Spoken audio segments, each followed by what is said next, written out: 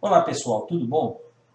Nesta semana, no nosso curso de Mecânica dos Sólidos, nós vamos abordar os seguintes tópicos da ementa: tensão de cisalhamento e de esmagamento, coeficiente de dilatação térmica, coeficiente de Poisson, lei de Hooke generalizada e deformação volumétrica específica. Certo? Então vamos dar sequência aí às videoaulas. Vamos tratar aqui de tensão de cisalhamento e de tensão de esmagamento, tá? Veja bem, veja essa figura aqui. O que nós temos aqui? Nós temos duas chapas, tá? Essa aqui é uma vista lateral. Nós temos duas chapas, uma chapa inferior, uma chapa superior, e elas estão sendo conectadas aqui, ó, unidas, né, a partir de um parafuso e uma porca, tá? Um parafuso ali de diâmetro Dzinho, certo? Imagine que seja aplicado aqui um esforço F nessa chapa inferior, um esforço F nessa chapa superior, tá? O que vai acontecer aqui? Nesse parafuso aqui, né, vai surgir uma tensão de cisalhamento, tá? O que é essa tensão de cisalhamento? Essa tensão de cisalhamento, né, ela vai ocorrer porque nós temos aqui uma carga que é paralela à área da seção transversal do parafuso, tá? Né? Veja bem, essa força aqui ela é paralela à área da seção transversal do parafuso, né? E com isso vai surgir ali a tensão de cisalhamento. Tá? Como que nós vamos calcular essa tensão de cisalhamento? A tensão de cisalhamento ela vai ser a força dividida pela área, né? No caso aqui, a área da seção transversal do parafuso. Tá? A tensão de cisalhamento nós representamos por essa letra grega aqui, ó, tal. Certo? E para essa situação aqui, nós vamos ter, então, o que a gente chama de tensão de cisalhamento simples, tá? Então, a tensão de cisalhamento ela vai surgir quando nós tivermos uma força, né, paralela à área da seção transversal, né, do componente ali, né? No caso aqui, do parafuso, né? Bom, agora veja essa seguinte situação aqui, ó. Nós temos três chapas. Essas três chapas conectadas, né, ali por um parafuso e uma porca, tá? E nessa chapa do meio é aplicada ali uma força F. E nas chapas inferior, né, na chapa inferior e na chapa superior, o que nós temos? Nós temos dois esforços, né, cada um F sobre 2. Tá? Para esse tipo de situação aqui, nós vamos ter o que a gente chama de cisalhamento duplo. Tá? Força dividido por duas áreas. É como se o esforço ele se dividisse nessas duas regiões aqui do parafuso. Ó, nessa área aqui, né, entre a chapa superior e a chapa do meio. E, né, entre essa região aqui, nessa região aqui, ó, que está entre a chapa inferior e a chapa do meio, tá? Né, seria aqui, ó. Tá? É como se o esforço ele tivesse distribuído nessas duas áreas, por isso que nós vamos ter ali o que nós vamos chamar de cisalhamento duplo, força dividida por duas vezes a área, certo? Bom, então aqui temos o cisalhamento duplo, aqui temos o cisalhamento simples, tá? Eu acredito que pelo exercício, né, por fazer alguns exercícios, a ideia vai clarear aqui, tá? Vamos avançar aqui, vamos falar agora da tensão de esmagamento. O que acontece? Ó, quando imagina aqui, vamos voltar para essa situação aqui. Essa chapa do meio, ela tá sendo puxada, né, por essa força F, certo? O que acontece? Quando se puxa essa chapa F, vocês concordam comigo que a superfície interna do furo aqui, ó, nessa região aqui, ó, a superfície interna do furo, né, que é a superfície interna da chapa, né, ela vai estar pressionando a superfície do parafuso que está aqui dentro, e o contrário também, né, a superfície do parafuso vai estar pressionando a superfície interna do furo ali da chapa, né? Então ali vai ocorrer um esmagamento, né? A superfície interna da chapa no furo está sendo esmagada e a superfície, né, do parafuso também está sendo esmagada. Então ali vão surgir o que a gente chama de tensão de esmagamento, tá? Bom, veja o seguinte, imagina que essa figura aqui, ó, ela representa essa região onde está ocorrendo o esmagamento, tá? É uma vista de frente. Veja bem aqui, essa chapa do meio, ela tem uma espessura T, Tzinho, né? Olha só, aqui na vista de frente, aqui, Tzinho está aqui, ó. Então, né, aqui é a espessura da chapa, tá? Essa região rasurada aqui, ó, é a região ali da superfície interna do furo da parede, tá? Onde o parafuso ele vai entrar, certo? Aqui, diâmetro Dzinho, que é o diâmetro do parafuso que nós estamos considerando aqui. Então, aqui é a espessura da chapa, aqui o Dzinho é o diâmetro do parafuso, né? E essa daqui é a vista de frente, né? Olhando assim, ó, olhando aqui de frente, tá? Para essa região que está sendo esmagada. Nós estamos vendo aqui a área da projeção, né?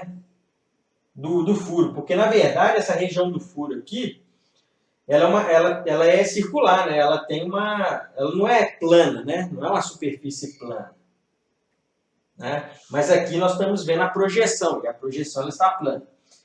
E no cálculo da tensão de esmagamento, tá? Que é uma tensão normal, nós vemos aqui sigma, né? O sigma é a letra grega que representa a tensão normal, né? Por quê? Porque essa força F, ela é perpendicular a essa região, ela é perpendicular a essa área aqui, né? Que está sofrendo o esmagamento, certo? No caso, a tensão de esmagamento, ela vai ser calculada pela área da projeção, tá?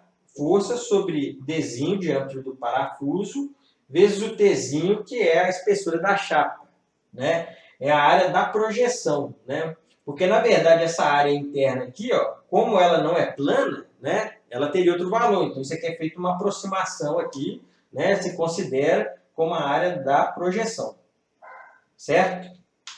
Vamos fazer os exercícios, né? Quando a gente entrar nos exercícios, eu acho que tudo vai clarear aqui, essas ideias de tensão de cisalhamento simples, duplo, tensão de esmagamento, né? Nós vamos ver isso aqui aplicado em diversos tipos de componentes, tá? Peças, e eu acho que aí vai clarear bem as ideias, tá? Então vamos avançar.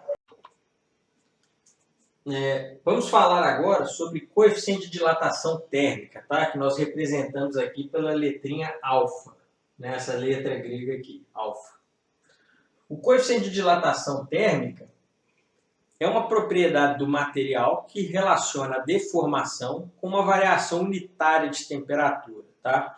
Isso é uma propriedade específica do material, tá? Aqui como exemplo para o aço, tá? O coeficiente de dilatação térmica vai ser 12 vezes 10 a menos 6 dividido por graus Celsius, né?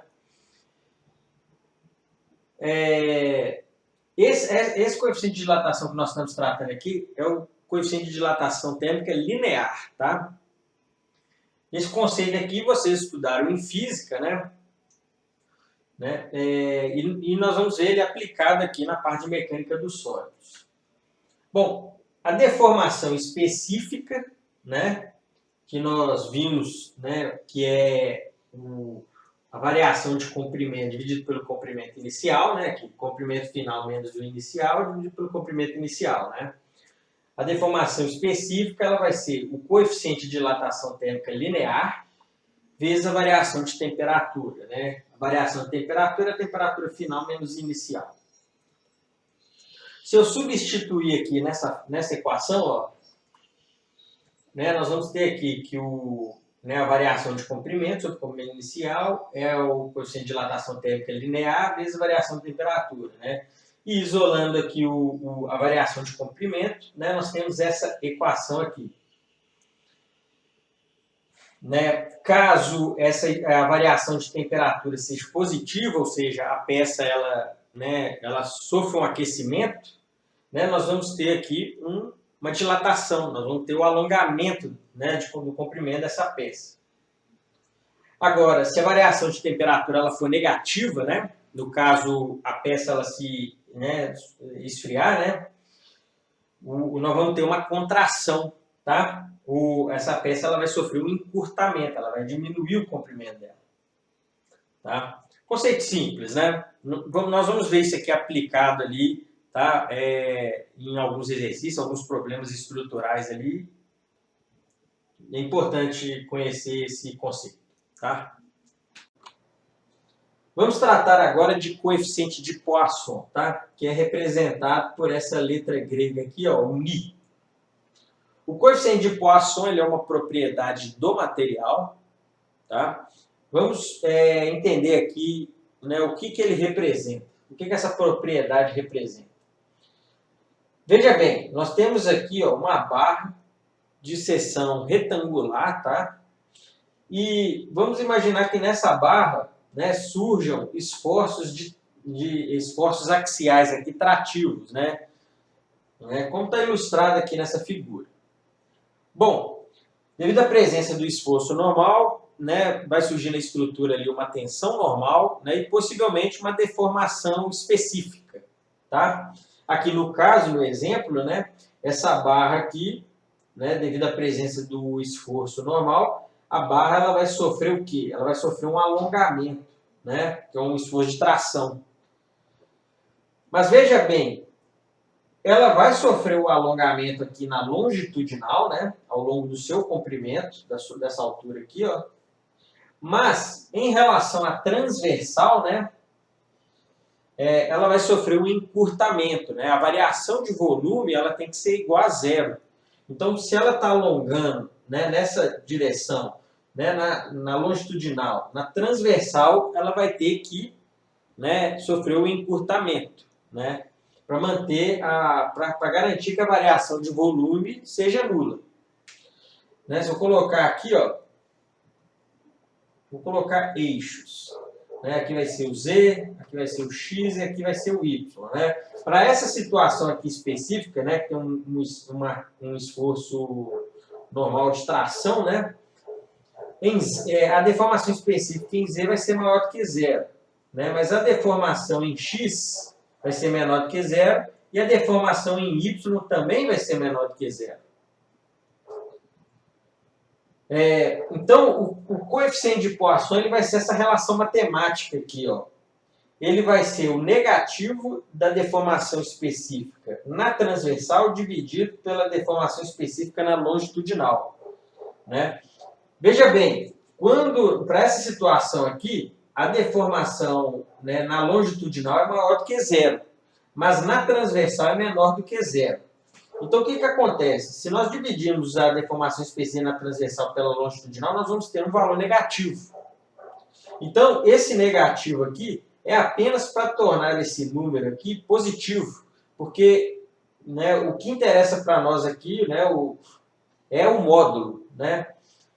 Então, o coeficiente de Poisson, tá, ele é um valor positivo que varia de 0 a 0,5. Para o aço, né, que é um material muito comum na indústria, né, muito comum em projetos estruturais, né, que nós vamos ver muito em exemplos, exercícios, olha lá, ele vale 0,3, tá? Aproximadamente, né, vai depender se é um aço liga, se é um aço carbono, né, dessas questões. Mas aproximadamente para o aço em geral vai ser 0,3, tá? Então, esse é o coeficiente de Poisson, ele trata, né, essa variação geométrica aqui, né, na peça, no componente, né, devido à presença do esforço, né, devido às tensões que vão surgir aqui e as deformações que vão surgir nessa peça, certo?